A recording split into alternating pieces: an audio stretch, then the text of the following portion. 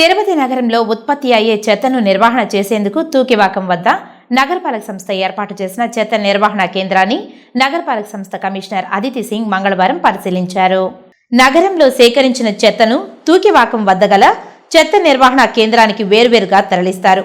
నగరం నుండి సేకరించిన తడి చెత్త, ప్లాస్టిక్ ద్వారా ఎరువు, పొడి చెత్త ద్వారా వచ్చిన వ్యర్థాలను సిమెంట్ ఫ్యాక్టరీలకు తరలిస్తారని, మార్కెట్ కూరగాయల వ్యర్థాల నుండి గ్యాస్ ఉత్పత్తి చేసే విధానాన్ని ఇంజనీరింగ్ అధికారులు కమిషనర్కు వివరించారు.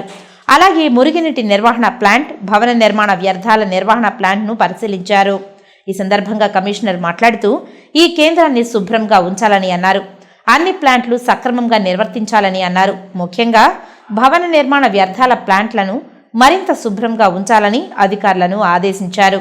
అలాగే మురుగునీటి నిర్వహణ గుంతల వద్ద ఉన్న చెట్లు తొలగించాలని అధికారులను ఆదేశించారు. అంతకుముందు నగరంలోని బైరగపట్టడ తదితర ప్రాంతాలలో పారిశుద్ధ్య నిర్వహణ పనులను, త్రాగునీరు, మురుగునీటి కాలువలను పరిశీలించారు. రానున్నది వర్షాకాలమని పారిశుద్ధ్య పనులు మరింత మెరుగ్గా చేపట్టాలని అన్నారు. అంటువ్యాధులు ప్రబలకుండా చర్యలు చేపట్టాలని అన్నారు. కమిషనర్ వెంట ఉప commissioner Amarayya, municipal engineer Venkatramireddy, DE Vijay Kumar Reddy, health officer doctor యువ అన్వేష్ రెడ్డి, శానిటరీ సూపర్వైజర్స్ చెంచయ్య, సుమతి తదితరులు పాల్గొన్నారు.